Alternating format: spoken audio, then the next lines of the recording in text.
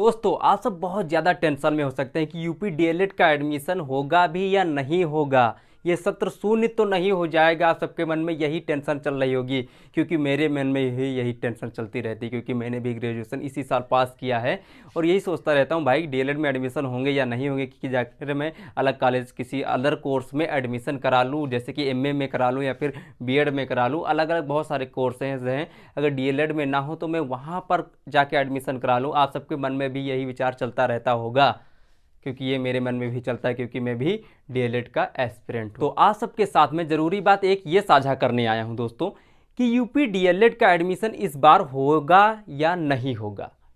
कहीं ये सत्र शून्य की तरफ तो नहीं जाता हुआ दिख रहा है भाई। अगर ये सत्र शून्य हो गया तो हम सब चौपट हो जाएंगे यार, क्योंकि कहीं एडमिशन भी नहीं कराएं, डीएलएड के लिए बैठे रहें, तब क्या होगा। तो इसी सब भ्रांतियों को तोड़ने के लिए मैं ये वीडियो लेकर आया हूँ। इसीलिए आप मेरे वीडियोस को पूरा देखिएगा, क्योंकि मैं डीएलएड का एस्पिरेंट हूँ, मैं भी ये फॉर्म भरूंगा तो आप सबको कुछ गलत नहीं बताऊंगा। ठीक है दोस्तों, तो यूपी डीएलएड इस बार आएगा या नहीं आएगा, सबसे बड़ी टेंशन की बात यही है भाई।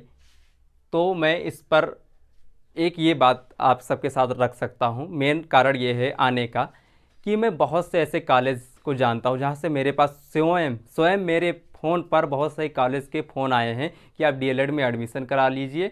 और दोस्तों 4-5 कॉलेज में गया भी हूँ, वहाँ से बात की है कि यहाँ पर एडमिशन होने लगे, आप एडमिशन करा लीजिए। तो इसका क्या मतलब है कि प्राइवेट कॉलेज वाले एडमिशन ले रहे हैं बिना गवर्नमेंट के नोटिफिकेशन जारी किए हुए, कि गवर्नमेंट ने अभी नोटिफिकेशन भी नहीं निकाला डीएलएड का, और प्राइवेट कॉलेज वाले एडमिशन ले रहे हैं। तो इसका मतलब क्या है, नोटिफिकेशन आएगा।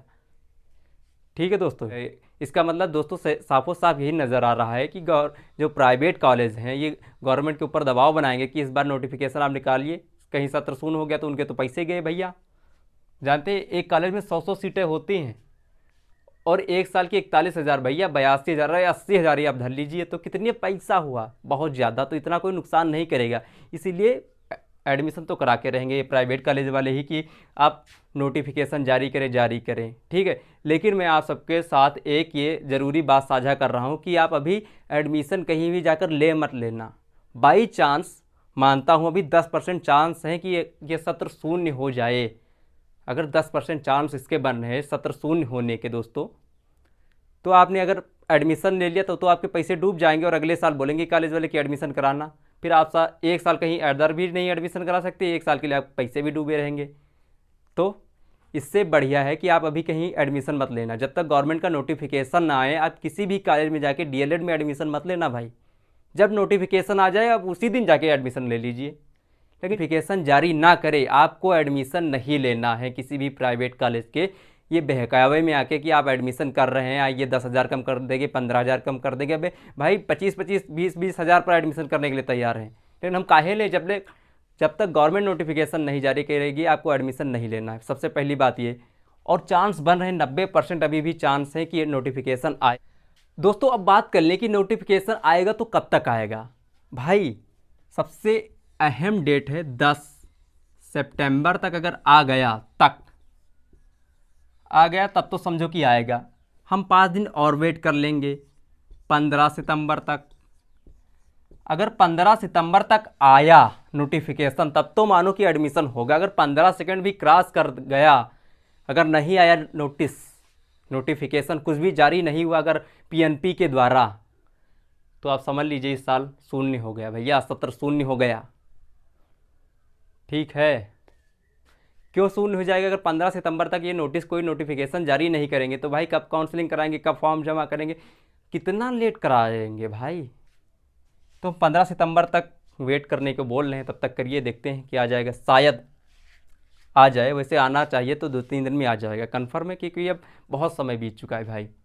दोस्तों तो एक बात मैं आप सबके साथ और साझा करना चाहता हूँ, बहुत महत्वपूर्ण बात है कि आप कौन कौन से डॉक्यूमेंट्स अपने रेडी रखिए। बाई चांस फॉर्म आ गया 2-3 दिन में तो उसको ज़्यादा समय नहीं दिया जाएगा कि आपके लिए 1 से 1.5 महीने समय दिया जाए, नहीं, मात्र 20 से 25 दिन का समय दिया जाएगा, क्योंकि ऑलरेडी इतना लेट हो चुका है तो और कितना लेट कराया जाएगा यार। तो इसीलिए आपको पता होने चाहिए कि इसमें कौन कौन से डॉक्यूमेंट्स लगते हैं, आपको उनको रेडी रखना है। ठीक है दोस्तों, तो नंबर 1 पर आप आय प्रमाण पत्र, आय, जाति, जनरल वाले भाई, ठीक है भाई, जनरल वाले जो हमारे भाई हैं उनको जात प्रमाण पत्र की आवश्यकता नहीं होती है। ठीक है, आय हो गया, जाति हो गया और निवास। ठीक है, ये निवास, ये 3 प्रमाण पत्र आप बनवा कर रख लीजिए। अगर नहीं है तो आप बनवा कर रख लीजिए और कोशिश करिए अगर आपके पुराने हैं तो 1 साल के अंदर के होने चाहिए, क्योंकि मैंने देखा यूपी कांस्टेबल में ऐसा हुआ था कि एक डेट निर्धारित कर दी गई थी कि इसके इस डेट के अंदर का आपके पास सर्टिफिकेट होना चाहिए, निवास जात सारे। तो इसीलिए मैं आप सबके साथ एक सजेशन ये साझा कर रहा हूँ कि अगर आपके पास 1 साल के अंदर के ये तीनों फॉर्म हैं, तीनों प्रमाण पत्र हैं, तब तो सही है। अगर 1 साल से ऊपर है यानी कि 1 साल वैलिडिटी क्रॉस कर गई है तो आप फिर से बनवा लीजिए। बहुत कम में बनते हैं, सेल्फ से बनाएंगे 15 रुपये में बन जाएंगे। अगर आप जनसेवा केंद्र पर जाएंगे तो 60 रुपये पड़ेंगे। ठीक है दोस्तों, और कौन से इसमें सर्टिफिकेट्स लग सकते हैं आपके? 10th की मार्कशीट और सर्टिफिकेट्स यानी कि मार्कशीट, 12th की मार्कशीट्स और ग्रेजुएशन। ठीक है भाई, ऑल सेमेस्टर, अगर सेमेस्टर वाला किया या फिर ईयर वाला किया तो ऑल सेमेस्टर या फिर ऑल ईयर की मार्कशीट आपके पास होनी ज़रूरी है। ठीक है, क्योंकि काउंसलिंग जब आप कराएंगे तो वहाँ पर डीवी जब होगा, डॉक्यूमेंट वेरिफिकेशन, तो वहाँ पर सारे मार्क्स देखे जाते हैं, सारे सेमेस्टर की मार्कशीट देखी जाती हैं दोस्तों। ठीक है, तो ये आपके पास डॉक्यूमेंट होना अति आवश्यक है। आधार कार्ड, फोटोज़ तो आपके पास होंगे ही। ठीक है, अब दोस्तों हम बात कर लेते हैं कि इसकी चयन प्रक्रिया क्या होगी, इसका सिलेक्शन प्रोसेस क्या होता है, कि ये कैसे, इसकी मेरिट कैसे बनती है दोस्तों। तो इसकी मेरिट बनने के लिए इसमें 3 मुख्य आधार हैं, 10th, 12th, ग्रेजुएशन। ठीक है दोस्तों, 10th, 12th, ठीक है दोस्तों, ग्रेजुएशन। जैसे आप मान लीजिए कि आप 10th में 80%, इसमें भी 80% और ग्रेजुएशन में आप 60% नंबर प्राप्त करते हैं।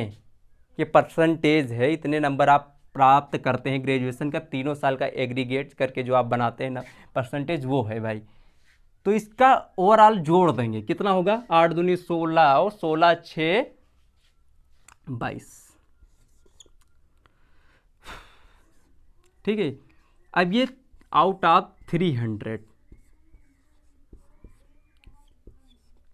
300 में 220 आपकी मेरिट ऐसे बन रही। तो इसी तरह कुछ बच्चे होंगे जिसकी मेरिट 260, 255, 250 भी जाएगी, टॉप क्लास के बच्चे होंगे, इसलिए टॉप रैंकर्स आएंगे। फिर 250, फिर इसी तरह 40, 30, 20, 200 ऐसे इसकी मेरिट बनेगी दोस्तों। ठीक है, इसी के अनुसार इसकी रैंक दी जाएगी। फिर आपकी काउंसलिंग होगी, फिर उसके आधार पर आपको कॉलेज अलॉट होंगे। कॉलेज अलॉट का मतलब कि आपको गवर्नमेंट कॉलेज मिलेगा या फिर आपको प्राइवेट कॉलेज जो आप अपने प्रेफरेंस में डालेंगे वो आपको मिलेंगे। तो अब दोस्तों बात कर लें कि गवर्नमेंट कॉलेज के लिए प्रीवियस ईयर के आधार पर आपकी कट ऑफ क्या होनी चाहिए, इतने अगर आपकी मेरिट बने तो आपको वहाँ पर एडमिशन सुनिश्चित हो जाएगा भाई। तो गवर्नमेंट कॉलेज में इसका भी एक अलग क्राइटेरिया बनता है दोस्तों, मैं आप सबके साथ वो साझा करने जा रहा हूँ दोस्तों।